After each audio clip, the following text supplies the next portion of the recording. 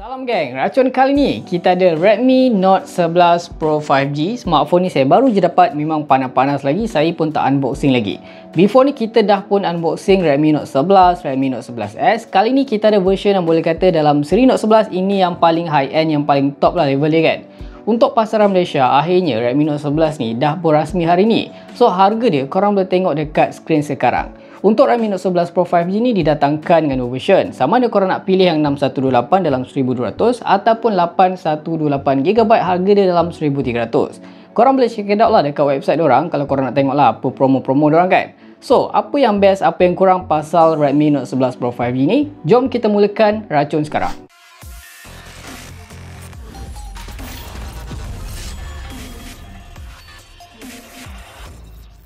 First of all, macam biasa, suka saya nak share dengan korang apa yang korang akan dapat dalam kotak. So, kita akan buka kotak. Kita akan unboxing dulu. Kalau kita comparekan kotak dekat Redmi Note 11S macam ni sebelah-sebelah, korang akan nampak lah. Kalau kedua-duanya kan, di bahagian sisi kanan, kiri, atas, bawah memang nampak sama. Tapi kalau kita tengok betul-betul lah rekaan yang ada dekat Redmi Note 11 Pro 5G ni kan, panel belakang dia tu nampak macam ada perbezaan tapi tak ketara lah, sangat minimal. Kejap lagi kita akan tengok sini macam mana rupa sebenar dia.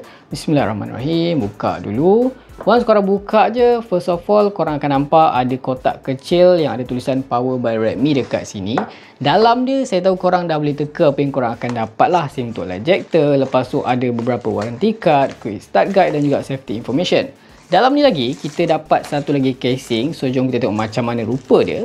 So kalau kita tengok betul-betul casing yang ditawarkan dekat Redmi Note 11 Pro 5G ni sama macam Redmi Note 11S. Bermakna Redmi Note 11 Pro 5G pun dia punya bump camera tu agak tebal tau. So untuk phone tu sendiri ada dekat sini. Kejap saya akan keluarkan dulu. Nice. So geng, inilah dia. Di bahagian hadapan dekat plastik ni korang akan nampak ada beberapa spek highlight lah. Nanti saya akan bagi tahu korang. Korang relax dulu. Nice gila lah geng. Saya akan bagi tahu lebih detail pasal phone ni sekejap lagi. So jom kita tengok apa lagi yang ada dalam kotak. Next dekat dalam ni kosong. So bila korang buka lapisan ni, yes, korang akan nampak adapter pengecasan 67W. Kalau korang ingat lagi kan untuk version Redmi Note 11 dan juga Redmi Note 11S, dia just bagi dekat sini pengecasan pantas ni 33W, tapi yang ni lebih up sikit lah. Dan terakhir, korang akan nampak dekat sini kita dapat juga kabel pengecasan USB-A to USB-C. So, rasanya ini saja yang korang akan dapat dalam kotak. So, jom kita tengoklah apa yang special ada dekat Redmi Note 11 Pro 5G. Bercakap dari segi rekan dekat sini kan, once saya pegang phone ni, saya dah belai-belai macam ni, memang saya terasa feel dia tu memang rasa lain lah. Dia tak sama macam feel korang tengah pegang Redmi Note 11S ataupun Redmi Note 11. Even dia pakai kemasan matte di bahagian belakang, tapi matte yang ada dekat version yang Pro ni rasanya lebih premium lah. Bukan setakat dipandang, dipegang pun memang terasa sangat premium. Mungkin disebabkan panel belakang phone ni dia pakai kaca, bukan dia pakai plastik macam version yang Redmi Note 11S yang biasa tu. Dan phone ni juga kalau korang tengok betul-betul kan, dia pinjam rekaan yang ada dekat iPhone 13 series tau. Korang nampak?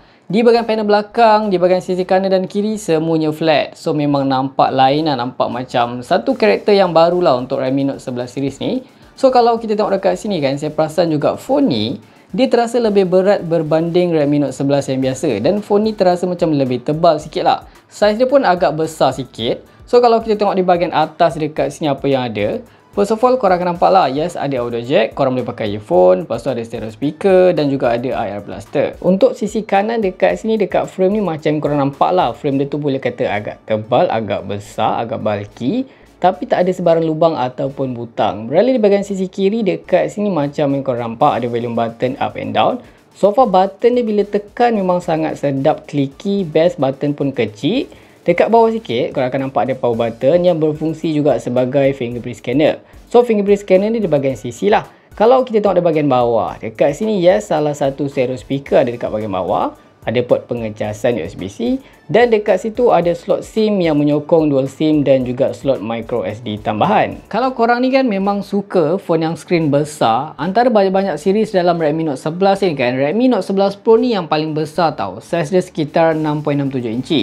Untuk dia punya features tu lebih kurang sama macam Redmi Note 11S. Dia dapat juga dekat sini Full HD Plus untuk resolution. Tapi untuk dia punya panel screen ni kan lebih cantik, lebih terang sebab dia pakai Super AMOLED. Untuk dia punya keterangan tu boleh cecah 1200 nits dan dia ada refresh rate yang lebih tinggi dan juga limited sampling rate pun lebih tinggi. Untuk perlindungan dekat sini, yes, dia pakai Corning Gorilla Glass 5. Sekarang ni saya dah pun onkan Redmi Note 11 Pro 5G. So kita akan cuba tengok sikit lah apa yang ada dekat dia punya home screen, dekat dia punya setting. So far dekat sini dari segi dia punya UI, dia punya icon, dia punya aplikasi yang dah pun ada dalam ni memang standard Redmi, standard Xiaomi lah. So apa yang ada dekat sini macam korang nampak, banyak sangat aplikasi yang ada dalam ni. Yang ni memang saya tak ada install apa-apa lagi. Yang ni memang out of the box cakap. So boleh kata banyak bloatware, tapi tak ada masalah. Korang boleh je uninstall mana yang korang tak perlu dekat sini. So kita akan cuba masuk di bahagian setting. Kita nak tengok apa yang ada. Di bahagian about phone ni macam korang nampak, dia dah pun pakai skin yang paling latest, MIUI 13, Android 11. So kalau kita masuk di bahagian storage dekat sini kan, semi storage ni 128GB, yang mana sistem dah makan hampir 19GB. Next kita akan masuk di bahagian all spec. Saya ada perasan satu benda dekat sini yang tak ada dekat Redmi Note 11 ataupun 11S. Korang akan nampak dekat sini. Dia ada RAM extension, dia tambah lagi 3GB. So total RAM ada dekat phone ni lebih kurang 11GB. Untuk Redmi Note series ni saya rasa yang ni barulah. Kalau dekat brand-brand lain tu memang saya dah nampak lah kan. So tak apa, kita akan try tengok lagi apa yang ada dekat dalam ni dekat bahagian setting. So kalau kita masuk di bahagian display dekat sini, korang akan nampak untuk refresh rate tu paling tinggi dia ada 120Hz refresh rate. Memang bila korang pakai yang ni, of course kita akan pakai ni, memang terasa lebih smooth lah bila korang scrolling. So dekat sini kalau kita masuk kat color scheme ni, dia ada preset yang korang boleh adjust. Next kita akan cuba pergi pula di bahagian additional setting.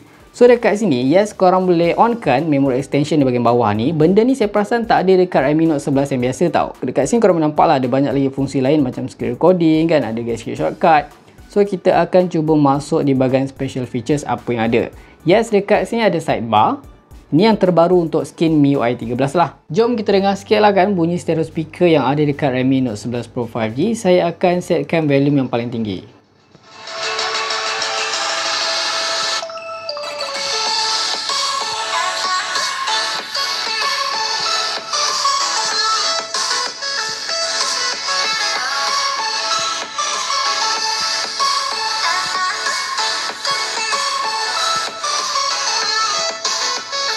Beralih ke bahagian kamera dekat sini kan, kalau korang tengok betul-betul, memang rekaan kamera dia saling tak tumpah macam yang dibekalkan dekat Redmi Note 11S. Yang tu saya okey lah, tak ada masalah. Tapi kenapa dia nak downgrade pada ni version yang Pro? Kalau korang tengok, Redmi Note 11S dia bagi quad kamera, tapi untuk version yang Pro ni, dia just bagi triple kamera sahaja. Kalau untuk spek pun, kalau kita tengok betul-betul, memang nampaknya spesifikasi yang ditawarkan dekat kamera Redmi Note 11 Pro 5G ni sama macam Redmi Note 11S. Di bahagian atas ni, yang besar ni of course kamera utama 108MP. Dia masih menggunakan sensor yang sama macam Redmi Note 11S. Dia pakai Samsung HM2 dan dia juga ada 8MP untuk ultra wide angle dan juga 2MP untuk macro. Yang mana yang lain lens-lens yang macam korang nampak banyak lens ni, actually yang ni dia punya flash dan juga ada tulisan AI saja. Di bahagian bawah tu korang nampak lah ada tulisan 108MP AI camera. Untuk kamera hadapan ada dekat sini, korang nampak dia sebesar saiz dia tu dalam 16MP saja, sama macam Redmi Note 11S. Apa yang ada dekat dalam aplikasi kamera dekat sini, kalau korang tengok betul-betul dia punya UI memang nampak sama je lah macam Redmi Note 11S, macam phone-phone Xiaomi, phone-phone Redmi yang lain. So untuk tukar lens tu korang just tekan saja titik 3 dekat atas ni, korang boleh tukar pada ultra wide angle ataupun korang boleh zoom sikit. Untuk korang tukar mode tu korang just swipe sajalah kanan, swipe kiri kan. Untuk video dekat sini kan, untuk resolution dia tu korang boleh dapatkan 1080p 30fps sajalah, sama juga macam Redmi Note 11S. So apa yang berbeza dekat sini, saya perasan kalau korang masuk dekat mode, dia ada features ataupun mode yang tak ada dekat Redmi Note 11S lah, macam ada time lapse, long exposure dan juga dual video. Macam mana dari segi prestasi, okey tak okey, adakah performance dia tu lagi power daripada phone Redmi Note 11 yang lain? So nak tahu power tak power ni, kita kena tengok dulu chipset apa yang dibekalkan dekat phone ni. Untuk Redmi Note 11 Pro 5G ni dibekalkan of course dengan chipset Qualcomm, tapi dalam kategori pertengahan saja. Dekat sini dia pakai Qualcomm Snapdragon 695 5G. Yang mana Snapdragon 695 5G ni adalah kemas kini kepada Snapdragon 690 yang sebelum ni. Dihadirkan dengan dia punya clock speed tu dalam 2.2 GHz dan dia juga dipakai GPU Adreno 619. Yang mana kan prestasi CPU ni ditingkatkan sebanyak 15% selain GPU sehingga 30%. Untuk phone ni juga of course dilengkapi dengan liquid cooling teknologi tau. So sekarang ni kita akan cuba tengok dulu dari segi AnTuTu benchmark. Kalau korang tertanya berapa skor dia, saya saya akan tunjuk sekarang.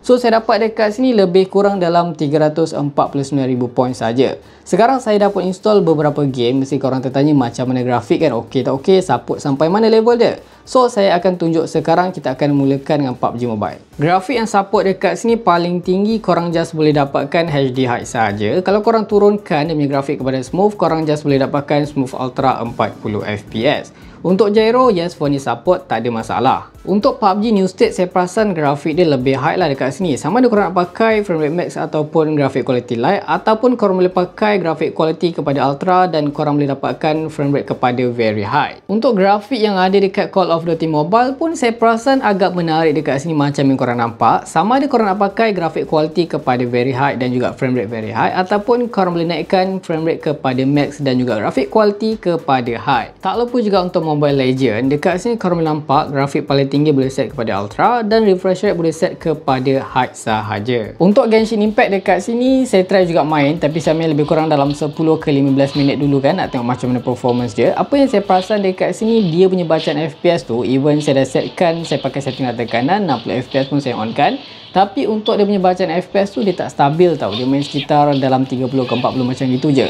Tapi yang bagus dekat sini, bila dia punya FPS tu tak tinggi, dia punya suhu pun tak panas. Dalam 15 minit saya main macam tu, paling tinggi suhu saya dapat lebih kurang dalam 41 darjah Celsius saja.